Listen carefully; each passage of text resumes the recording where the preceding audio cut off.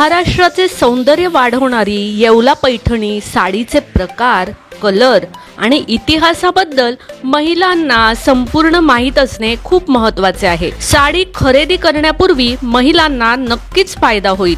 आजच्या व्हिडिओमध्ये तुम्हाला पैठणीबद्दल आजपर्यंत जे माहित नसलेल्या गोष्टी त्या सर्व तुमच्यापर्यंत पोहोचवण्याचा एक प्रामाणिक प्रयत्न करत आहोत। नमस्कार, मनभर पैठणीमध्ये तुमचं खूप खूप स्वागत आहे।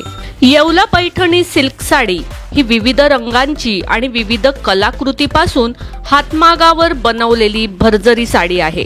हातमागावरती बनवलेल्या या साडीवरती कारागीर आपल्या हाताने एक एक धागा विणून सुंदर असे नक्षीकाम तयार करतात। म्हणूनच तर ही साडी इतकी सुंदर तयार होते की प्रत्येक महिलेच्या मनाला ती भुरळ घालते आणि हवीहवीशी वाटते। महाराष्ट्रातील प्रत्येक मराठी सण समारंभ, लग्न सोहळा पैठणी साडीशिवाय अपूर्ण आहे। म्हणूनच तर पैठणीला महाराष्ट्राचे महावस्त्र असे म्हटले जाते। पैठणीवरील कारागिरीमुळे व सुंदर अशा रेशीम, सोनेरी आणि चंदेरी जरीमुळे पैठणी हे महावस्त्र अगदी रुबाबदार दिसते। या महावस्त्राला येवला पैठणी साडी असेही म्हणतात। ही साडी इतकी महाग आहे की 2000 वर्षापूर्वी ही साडी चलन म्हणून वापरली जात होती। पैठणी साडीचा इतिहास। पैठणी सिल्क साडी ही महाराष्ट्र राज्यातील संभाजीनगर जिल्ह्यातील पैठण या गावामध्ये बनवली जाते। पैठणीचा उगम पैठण येथे झाला आहे। पैठण हे गोदावरी नदीच्या काठावर वसलेले छोटेसे गाव आहे आणि पैठणी हे नाव पैठण या नावावरूनच दिलेले आहे। 2000 वर्षापासून चालत असलेल्या प्रथेसाठी पैठणी प्रसिद्ध आहे। सातवाहन राजाच्या काळात पैठणीच्या निर्मितीला सुरुवात झाली। पैठणी म्हणजेच विविध रंगांच्या रेशीम, सोनेरी आणि चंदेरी धागे विणून सुंदर अशी साडी तयार केली जाते। पैठणीमध्ये पुरातन कलाकृती, टेपेस्ट्रीचा वापर केला आहे। तसेच फुले, मोर आणि विशेष म्हणजे कमळाच्या फुलांनी विणलेल्या पैठणीचा पदर विशेष आकर्षणाचा भाग ठरतो। पैठणी साडीवरती गाणे तयार केले गेले आहे। पदरावरती जरतारीचा मोर नाचरा हवा हे गाणे पैठणीच्या सुंदरतेची ओळख करून देते। पैठणीची निर्यात ही रोमन साम्राज्यात केली जात असे। सातवाहन राजाच्या काळामध्ये रोमन लोकांसोबत कॉटन आणि सिल्कचा व्यापार केला जात असे आणि त्या मोबदल्यात सोन्या चांदीचा व्यापार करत असे।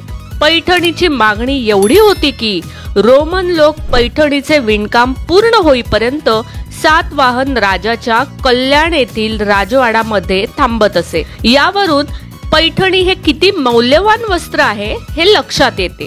रोमन व्यक्तींसोबतच महाराष्ट्रातील महिला देखील पैठणी बनवण्याची वाट पाहत असत। वेगवेगळ्या राजांच्या कारकिर्दीत पैठणीने आपले अस्तित्व टिकवून ठेवले। मोगल काळात औरंगजेबाने या वस्त्रोद्योगाला राजाश्रय दिला।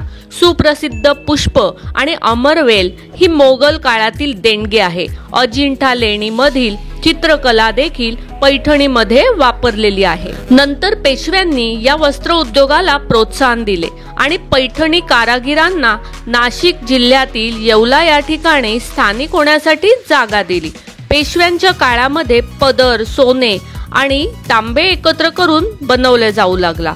पैठणी ही लग्न समारंभामध्ये नववधूसाठी साडी म्हणून भारतातच नव्हे तर रोमन साम्राज्यात देखील प्रसिद्ध झाली। पैठणीच्या कमी बाजारभावामुळे आणि विक्रीमुळे सन 1970 साली 4 ते 5 हातमागच पैठणीमध्ये उरले होते। म्हणून महाराष्ट्र राज्य सरकारने 1978 मध्ये पैठण येथे पैठणीचे प्रशिक्षण केंद्र सुरू केले। या केंद्रामध्ये पैठणीचा वर्षानुवर्षे चालत आलेला ठेवा जपलेला आहे। आतापर्यंत 2000 व्यक्तींनी या केंद्रामध्ये प्रशिक्षण घेतले आहे आणि स्वतःचा पैठणीचा वस्त्र उद्योग सुरू केला आहे। अस्सल पैठणी साडीची किंमत किती असते?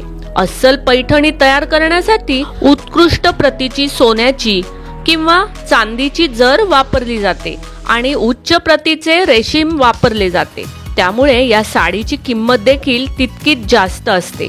तसेच साडीवरील नक्षीकाम किती कमी किंवा जास्त आहे त्यावरून साडीची किंमत ठरते। खऱ्या पैठणीची किंमत ही 7000 पासून सुरू होते, तर ती 6 लाख किंवा त्यापेक्षाही जास्त किमतीची असू शकते.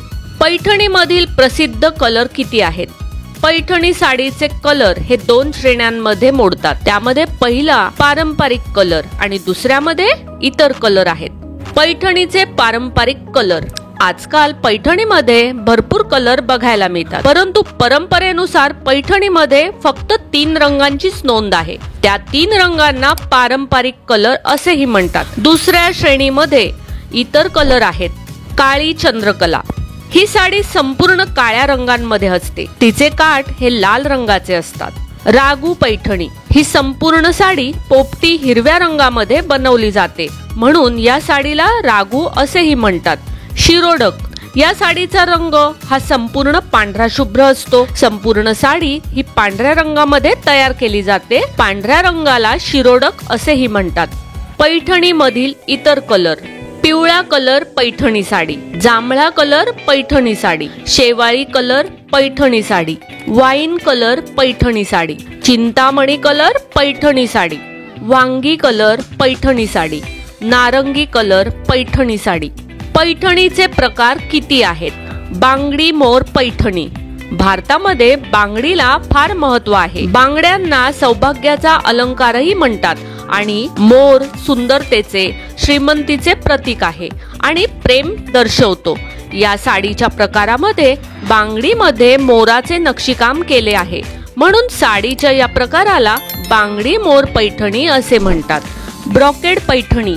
या पूर्ण साडीवरती फुले, वेली, मोर, पोपट अशा वेगवेगळ्या प्रकारच्या कलाकृतींनी भरलेले नक्षीकाम केले जाते.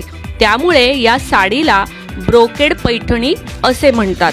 मुनिया ब्रोकेड पैठणी. मुनिया म्हणजे पोपट. या साडीमध्ये काठावरती आणि पदरावरती पोपटाचे नक्षीकाम केले जाते. याचा कलर पोपटी असतो. या साडीला तोता मैना साडी असेही म्हणतात. काळी चंद्रकला. काळी चंद्रकला ही साडी संपूर्ण काळ्या रंगामध्ये विणलेली असते आणि तिचे काठ लाल रंगामध्ये विणलेले असतात, म्हणून या साडीला काळी चंद्रकला असे म्हणतात. संगीत पैठणी. या साडीचे वैशिष्ट्य म्हणजे तिच्या पदरावरती विविध प्रकारच्या वाद्यांचे नक्षीकाम केलेले असते.